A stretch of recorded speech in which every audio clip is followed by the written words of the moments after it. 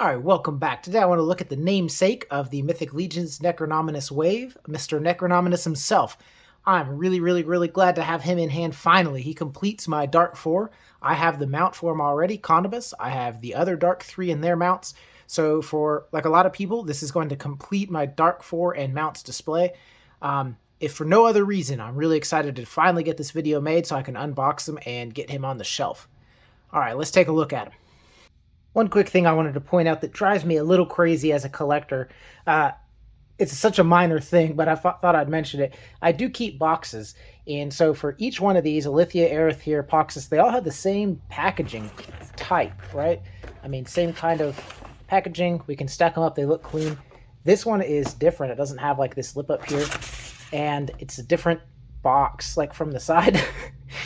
I really only point this out because I do keep boxes, and I usually run out of negative things or gripes. I usually run out of those kind of things to say for Mythic Legions because they usually execute everything so well. So while I had a gripe, I thought I'd point it out, as minor and lame as it might be. Alright, and here we have him all broke out of his plastic jail cell. I have his skeletal wings put together. These two like fingers here on top of the wings, those are each separate pieces for each wing. So those will get attached to the wing, and then the wings get attached to the back. We'll kind of see how that works in a moment. And his feet actually need to be put into him. He's so big in the package because of his headdress here that he couldn't have his feet on in the package. So the feet actually come off to the side. Just warm them up a little bit, and then warm up the socket for the feet, and then just put the feet in, and everything's good to go. If you're familiar with Mythic and you're familiar with popping and swapping, then you know exactly what to do. But here we have everything that comes with him. His scythe, he has 2 sets of hands, and he has some soft goods. Here's a little bit closer look at that scythe that he comes with. It's actually a small version of him holding a scythe on his scythe. I don't know why I think that's so funny. I kind of avoided watching videos of some of these figures I'm excited about getting, so I hadn't seen that before. But when I realized that it was him holding a scythe on his own scythe that he's going to hold, I kind of lost it a little bit off camera. Very nice detail work and painting, patina on there. There we can see the whole thing overall. Really nice looking. I like scythes as a weapon. I think it's super cool. When we got this scythe with Maxilius, I was really blown away, and I just hadn't really thought to compare the two. But yeah, compared to this, I mean, there's no comparison, right? Night and day difference between the quality of those two, as you'd expect. I mean, this is Necronominus here. On the figure himself, we get 2 standard gripping hands. And in the box, we get 1 set of these like kind of open palm or gesturing hands that are just as nicely washed. We also get 1 set of the standard gripping hands, but that are vertically hinged. Here's the soft goods we get in the package. There's actually 2 different pieces. So we have this first piece here, and this is all wire. So every one of these parts here and around the whole top of it, that's all wire to hold the shape. Thinking this is going to go around kind of his neck and shoulders and drape down, but we'll have to see once we get it on there. And the other piece is a cape or cloak, and we have a couple holes here. We have some loops there to secure it. The inside has this really cool print to it, and then the outside is kind of this more plain black, but we got some tattering kind of weathering effect on the bottom, and there is a wire, so both sides of this have a wire, and there is a wire in this edge here. There's also a wire around, I guess, like the neck or shoulder back area piece too. But that's a look at everything that Necronominus comes with. Not a ton in the way of accessories, but the figure himself is pretty well laid out with lots of cool detail and paint apps going on him. So let's take a little closer look at the figure himself. Just kind of a overall view, he's very impressive to me. I've mentioned this in 1 or 2 other videos, but really seeing pictures of this figure is what originally kind of got me even looking at Mythic Legions. So my first figures were not Necronominus waves. Been buying them for, I guess, only about 6 months now. But pictures of this guy in particular was really what got me interested. So it's really cool to finally have him in hand, and he looks pretty amazing. I mean, just look at some of this detail here, like this whole skull neck piece going on there. That's crazy to me. This belt is really nice. Lots of cool details. Gold bones and bits hanging off of him. Some more skulls. Got this double skull belt piece here. We've got cool armor going on here with a little purple pickup and some gold. Very cool effect in those pieces. Kind of have these straps that come down with little gold bones in them. some waist armor that fills in this the cavity. We can kind of move them around. We can see that that's part of the torso there. We have some gauntlets that kind of match the leg armor, that nice kind of silver metallic patina look with some leather and gold pickups there on the clasps. Some more purple red pickups in there. And then this headdress. This is so cool. It's like a spine going up with feathers in it. It's a really amazing looking piece. Oh, I didn't even notice that these here are like jawbones, like animal jawbones. So cool. So much detail packed into this figure. It's kind of hard to see it all at once. I tried not to look up too many spoilers for this guy because I was excited, but I did see that there's kind of like a hidden sculpt. You get one of 3 varieties under here, and I haven't looked yet. I kind of wanted to see. I'm hoping for the eyeball variant. Let's see if we can kind of see under there. I don't know if you could pick that up, but it's like a little mini skull looking back at us. There we go. Caught a little bit better light, but you can kind of see the 2 eye sockets and like a little mini skull sitting inside the hole of his skull. That is cool. Not sure what the backstory is. Maybe we'll get some more info, or maybe it's just a fun little gimme that they put in there. So while we got him out and not cloaked yet, I wanted to take a quick look at articulation. In his head, I'm not really expecting to get a whole lot. That's about as far up of a look as we can get, which I guess all things considered isn't too bad with this large head sculpt. We can get him to look down about that far. Not too bad. Again, all things considered. We can get a rock to the head. That far. And that far. And then we can have him turn. We could have him turn side to side. Pretty good amount. The 2 little jawbones on each side of his helmet here are pretty pliable, so you can get a good turn out of there. Get a little bit of a ab crunch forward. Let's see. A little bit back. Because all the material in here, this joint is not the tightest. If I move him around too much, he'll actually pop apart at the waist there. I don't think I mentioned this before, but this purple soft goods all has wire. So there's a wire on each side of this middle tabard piece and a wire each side of this kind of skirt piece here. The lower part of him is a lot like the other skeletons, so the articulation is going to be about the same. You can basically kick out. We have single jointed knees, give us about 90 degrees bend. We have a foot that'll point down about that much, point up about that much, and of course we have a rocker. Go back and forth and pivot. The arms are pretty unencumbered, so we can get kind of a straight T-pose there. We got the single jointed elbow, doesn't quite get us 90 with a pivot. We've got the wings on the back, so this joint works kind of like the shoulder joints, where we can spin that around.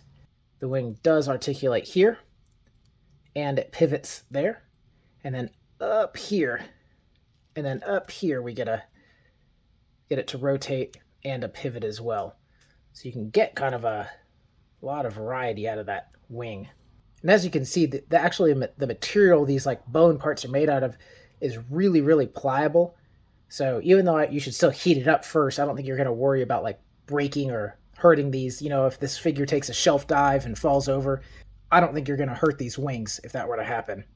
So I was going to put the soft goods on completely off camera, but after causing myself a little bit of confusion, I thought I might point out how it actually all works. He's a little finicky, which is why I just took the legs off, because they come off no matter what when I'm moving him around. So you take his wings off here, and you just poke him through these slots, and it's kind of a loose fit over that. And then with that wire, you're going to use it. We're going to bend it around, and these pieces were actually just plugged into right here. So we're going to pop these off. We're going to put that loop there, and then this dangly piece is actually going to reach around him and go in there. All right, let me try to get that one in. We'll see. And through the magic of cinema, here we have it, completed. So that is just pegged right through the red piece and through the cape to kind of get that look. And there we have him in all of his regalia there. The soft goods look really, really nice on there. But I can tell you one thing, you will never stand this guy up, at least not for very long, without a stand. I have the mount for him. I have his horse, Conibus, so that shouldn't be an issue for me. But he's not one that wants to stand very well. There's just a lot of weight, a lot of stuff going on with this guy. I will be happy when I just get him seated on his horse where he's not going to move anymore, because this guy is by far and away the most finicky Mythic Legions figure I've had with stuff popping off of him left and right. He has one knee that's loose, so this leg kind of pops off whenever I'm moving him around. The waist pops apart. I think that's just because there's so much soft goods in here, kind of separating the top and bottom joint apart. And these little top pieces here that connect in the wings just want to pop off very frequently when I'm moving them around. All right, and here we can see him on his mount, Conibus. It is so nice to have Necronominus on this mount. I've really been waiting for this moment for quite a while with this collection. To me, this is kind of the peak of it. Specifically this figure and this mount, but also just having the whole set of the Dark Four now with their mounts. I'm really, really happy with this setup. And here we are. Look at the Dark Four all together. Kind of hard for me to get them all in one shot with the setup I have, but we got them in release order here, and I think they look absolutely killer together. It's so nice. I'm so glad to have this Necronominus in his mount finally in the collection to complete this. This is one big part of the phase of the collection that I'm glad is behind me now. No more waiting. Can move on to bigger and better things. So some final thoughts here on Necronominus. Overall, I'm very, very glad that I picked this guy up. I'm very happy to have this guy in my collection finally. Really glad to round out the Dark Four. As far as the figure himself, it looks 10 out of 10. I couldn't be more blown away with the level of detail and work that went into this guy. It's almost a shame the soft goods, that cape covers up some of the details on the back piece and obscures a little bit of detail around him. For accessories, I wouldn't really go one way or the other. I mean, he does come with some really cool soft goods, the skeletal wings, and a really nice scythe, but it still feels like not a lot somehow in the box as far as accessories. Maybe even a few more expressive hands that went with him. I guess that's why you're supposed to buy like the separate, hand pack. But having that would have been nice. Having a head sculpt with an articulated jaw would have been nice. I wouldn't quite count those things as cons, just, maybe neutral points or just thoughts. As far as some cons go, I actually do have a couple.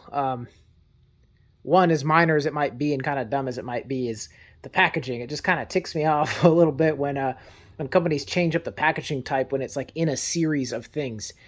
I understand that maybe when they started this and they packaged Aether, they didn't know what they were going to do with Necronominus and how much stuff they were going to have to try to jam in that box. I know it's for real reasons, it's not just arbitrary, and I appreciate everything that we got with him. It's just a minor annoyance because I do keep boxes and kind of have them semi on display. It's just different from the first three of the Dark Four to this guy. The other thing I'd say is a con is kind of how fiddly he is. At the waist joint, if I'm manipulating him at all, and this may just be my copy, but I have a feeling like it's really just the way the soft goods are stacked in there, but when I'm moving him around, that waist joint just pops apart all the time. So I'm separating the legs from the torso frequently when I'm moving him around at all. He has one leg that every time I bend the knee, the peg pops out of the lower leg socket. Normally getting that knee peg out of the lower leg slot is kind of the biggest pain in the butt when I'm taking apart figures to paint them or anything like that. So for this one to just come out every time I try to manipulate the knee, it's kind of annoying. That and the little fingers, the two little kind of bone fingers that sit on top of the wings, those are separate pieces that are supposed to port in. And I used heat, I pushed them in there, they're fully seated, but again, anytime I'm moving this figure around, even without bumping them, sometimes they just pop out of there. So as far as moving this guy around a lot or like feeling inspired to want to take photos of him, it's just not really practical. He's by far and away the most fiddly of the Mythic Legions figures I have so far. But still, all things considered, I think the pros outweigh the cons. A little bit of it is that he's just kind of completing a set. If he was a standalone figure, I probably wouldn't be viewing him as favorably, honestly. Still positively, but it definitely helps him that he's part of the Dark Four, and I kind of need him to finish that collection. As a standalone figure, still looks amazing, but there might be better overall figures in the wave. Honestly, if he wasn't one of the Dark Four, he wasn't completing that collection, I don't think that I would rank him at the top in my favorites of this wave so far. If this is one you're on the fence at all about, I really do suggest you pick him up. I hope I'm not sounding like I'm beating up on him too bad, but I had some pretty high hopes going into it, and maybe that's affecting it a little bit. But I had some really high hopes, and I'm not disappointed. Overall, I'm very happy that I picked him up. Well, thank you guys so much for watching, and as always, have a great day.